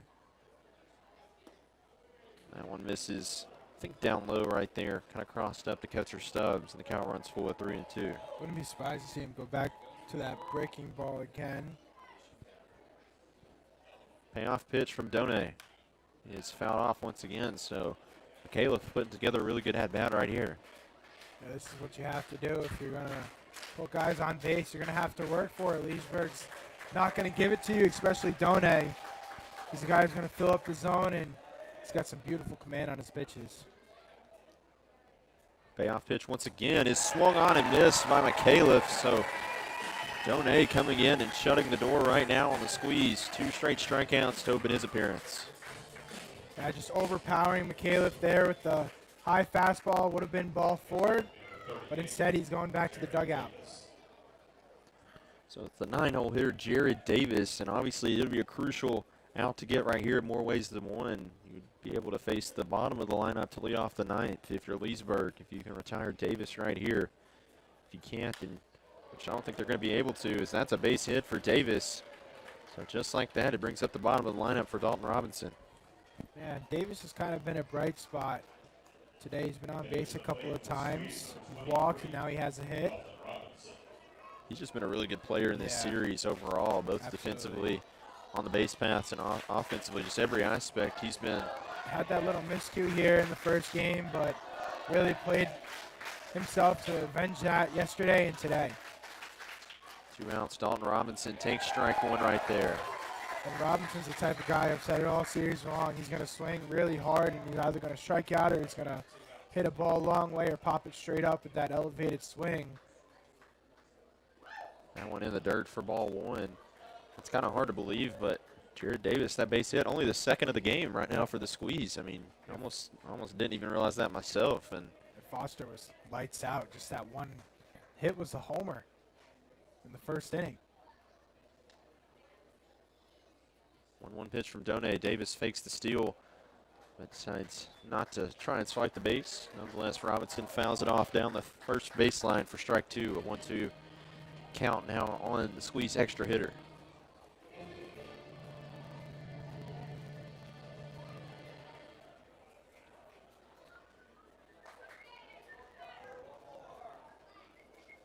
Two outs. Jared Davis on first. Here's the 1-2. Runner on the move, but it's not going to matter as Tyler Done comes in out of the bullpen and gets 3 strikeouts and puts the squeeze down to their final 3 outs of the ball game. We'll have to play the bottom of the 8th first, however, as the Lightning lead this one 7-2 in this Game 3 winner-take-all of the Florida League Championship Series here on Flow Sports.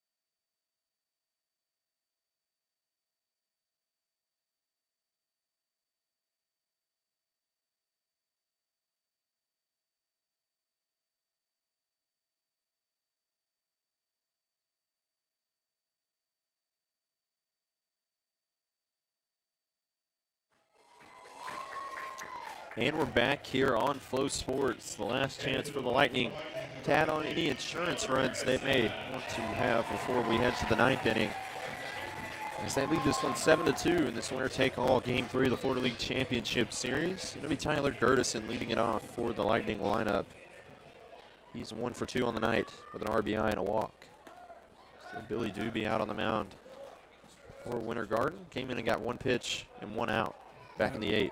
How good has Gertison been in this series? 4 for 9, 2 RBIs, walk, hit by pitch, stolen base, done about everything for this Lightning roster. 1-1 count is chopped over to Santino Rayo at first. He flips over to Doobie. It ended up being a little bit more of a close play than I would have first imagined, but nonetheless, a quick first out and exactly what you need for if you're the Winter Garden Squeeze. Yeah, and a good job from Doobie getting over, recognizing that it was not shallow enough for Rayo to take it himself. So Doobie gets off the mound, gets over to first base. Good job from him.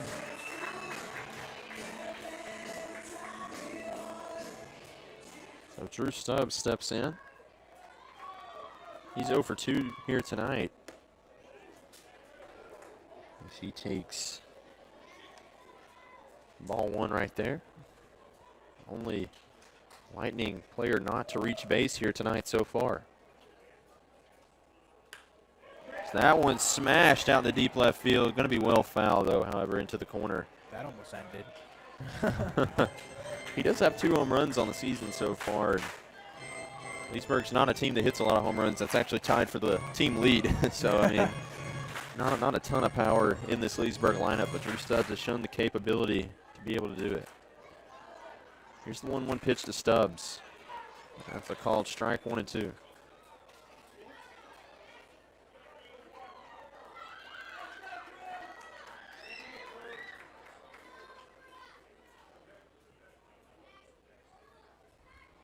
One-two pitch, fouled off once again from Stubbs.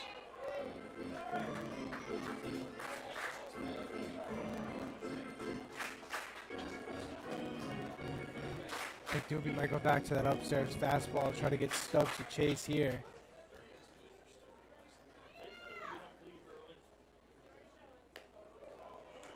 Went to the off speed. So a 2-2 pitch coming up to Drew Stubbs.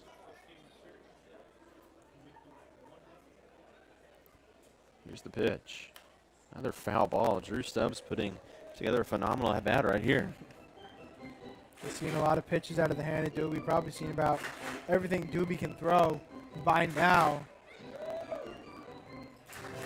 Drew Stubbs is looking for his second Florida League championship, as we've mentioned, part of that 2021 Lightning championship team. And that one, another foul ball. Drew Stubbs just keeps the at-bat moving and drawing tons of pitches from Billy Doobie.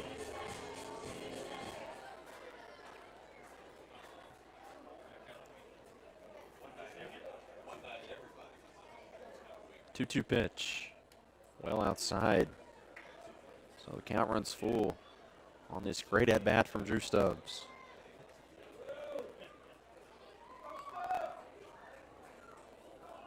Three-two count, nobody on, one away. Here's the payoff pitch. His shot out into right field, but right at the right fielder Prevesk. So a good at-bat there by Drew Stubbs.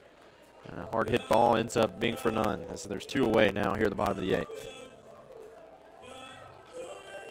Next up for the Lightning, number 9, Joseph Mazza. Joseph Mazza steps in. He's 0 for 2 with a walk here tonight. So he'll be up with 2 away here at the bottom of the 8th. Looking to eventually get on base and try and drive in some insurance here for the Lightning.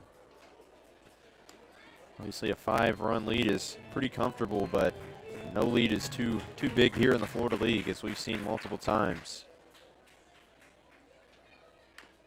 That one chopped over to the third baseman, McKinley. He grabs it barehanded, throws over to Santino Rayo, and what a play from Trip McKinley to save a base hit.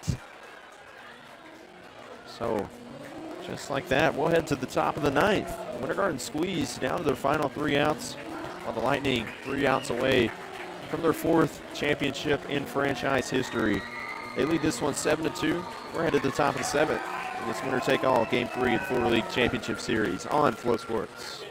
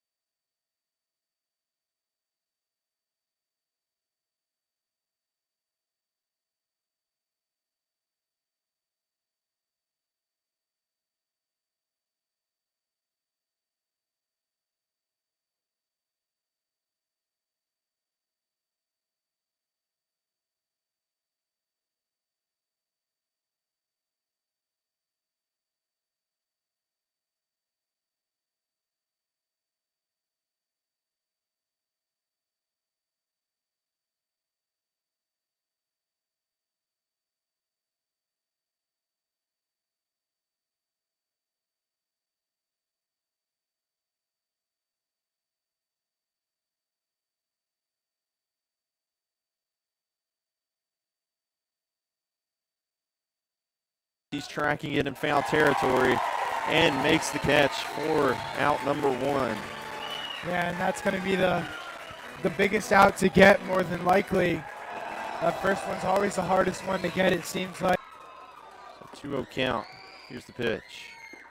This is down low, so Brown having a little bit more trouble. Maybe getting a little juiced up here. Got to control the pulse and control your heart rate here. 3-0. One of the 2 hits, and it was a solo shot back in the first. Ryan Brown pumps strike 1 in there. It's the count's 0-1 on Clay.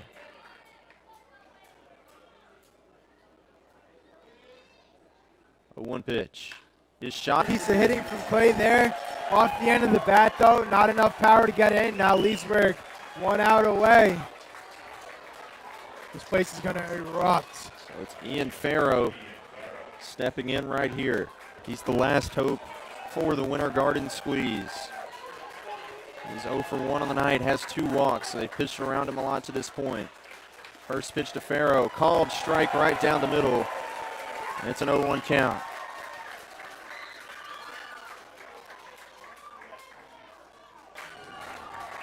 So it's an 0-2 count. Runner on first, 2 away. Brown lightning, and you see all the hugs going on there in the infield. This was obviously just a phenomenal series here between these 2 teams. Hard fought. 2 one-run games in the first. Defense is kind of where it got tricky for Winter Garden all summer long. They played the first 15 games with multiple errors, and it was just walks, hit by pitches. They led the lead in walks, but to come here. Coach Billings accepts the championship trophy, and you see the team getting excited there. Coach Billings, this is his 4th consecutive appearance in a championship series. It's been a great season for all the teams in the Florida League. We've seen lots of ups and downs. A ton of teams really improved as the season has gone along. A lot of dramatics throughout the season.